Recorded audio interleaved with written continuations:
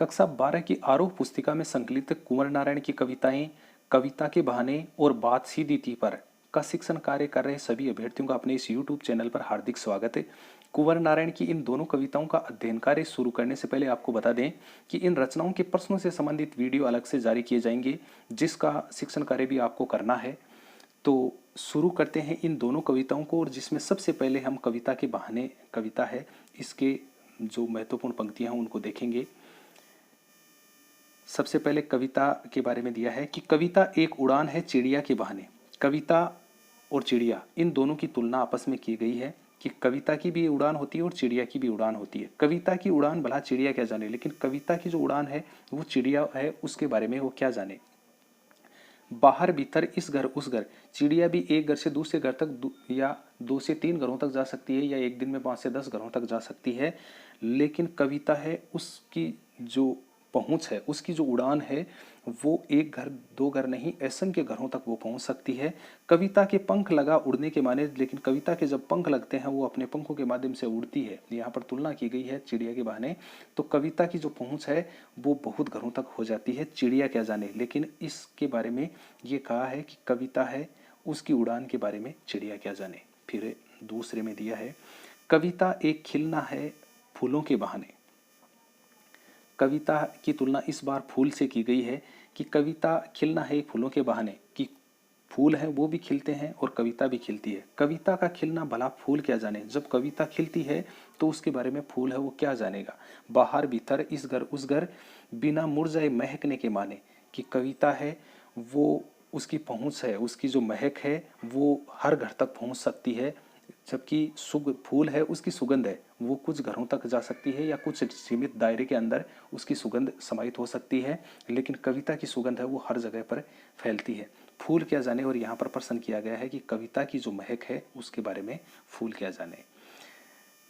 आगे दिया है कविता एक खेल है बच्चों के बहाने। इस बार कविता की तुलना की गई है बच्चे से, कि कविता खेल है एक बच्चों के बहाने। जिस तरह से छोटे बच्चे खेल खेलते हैं, उसी तरह से कविता है वो भी शब्दों के माध्यम से एक तरह का खेल ही है। बाहर भीतर यह घर वह घर, और बच्चे हैं वो एक घर से दूसरे घरों में आपस में खेलते रहते हैं आपस में।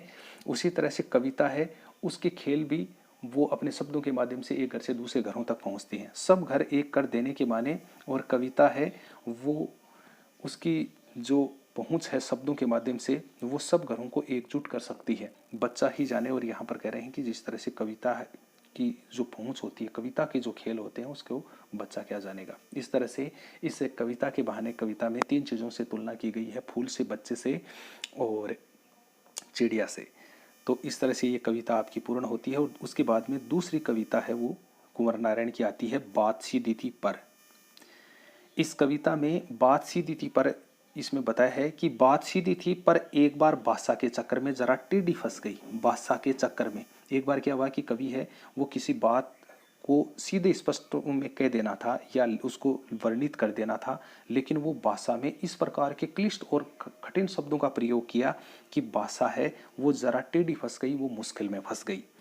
उसे पाने की कोशिश में अब क्या हुआ कि उसने शब्दों को प्रयोग में तो ले लिया इस प्रकार के शब्दों को, लेकिन उन शब्दों को, उस चीज को पाने की कोशिश में भाषा को उल्टा पलटा, तोड़ा मरोड़ा और घुमाया फिराया। उसके बाद में जो जितने भी जो शब्द उसने लिखे थे उन शब्दों को आगे पीछे भी किया और उनको अलग अलग तरीके से भी लिखने का प्रयास किया। उनको तोड़ा मरोड़ा कहने का अर्थ है आगे पीछे उनको किया और हर तरह से घुमाया फिराया, लेकिन वो बात है वो बनी नहीं।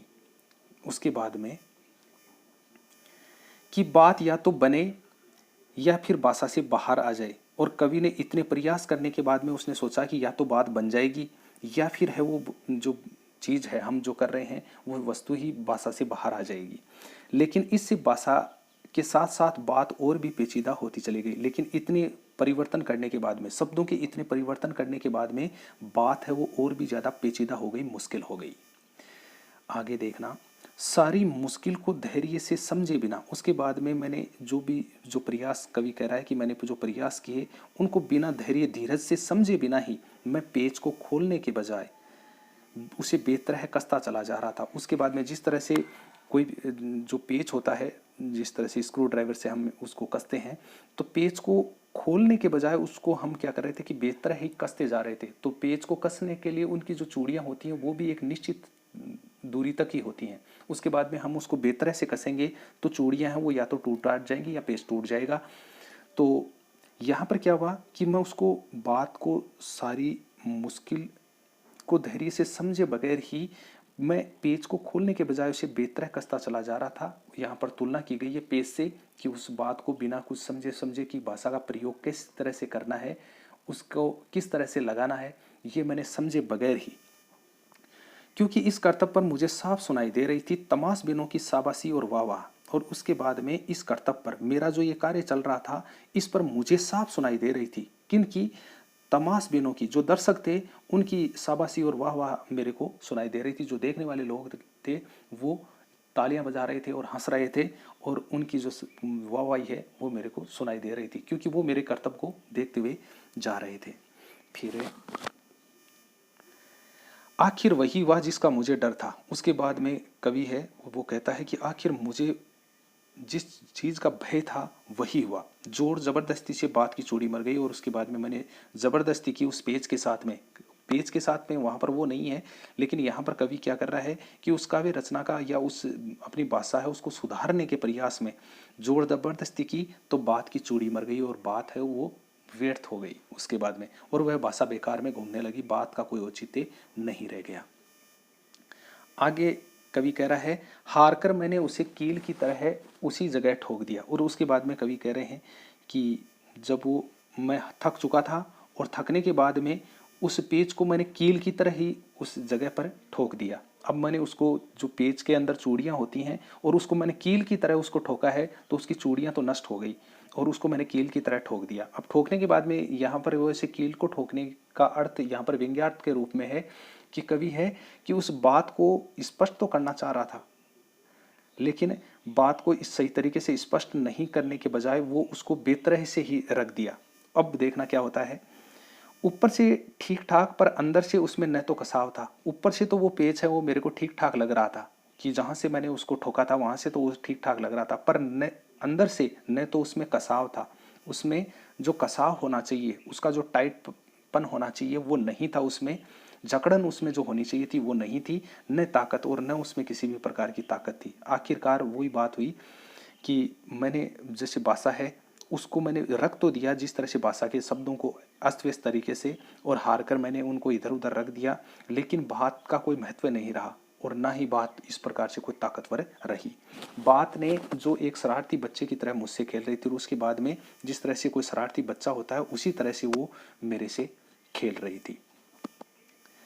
मुझे पसीना पोंछते देखकर पूछा और आखिरकार मैं जो रचना या जो भाषा को लिखने का जो प्रयास कर रहा था उसको मुझे पसीना पोंछते देखकर क्या तुमने भाषा को सहूलियत से बरतना कभी नहीं सीखा। और उसके बाद में मेरे को स्वयं से इस प्रकार के मन में अंदर इस प्रकार के भाव हैं वो प्रकट हुए कि क्या तुमने भाषा को सहूलियत से बरतना कभी नहीं सीखा कि किस तरह से भाषा का समुचित प्रयोग करना चाहिए, किस तरह से भाषा शब्दों को उपयोग में लेना चाहिए, ये क्या तुमने कभी नहीं सीखा।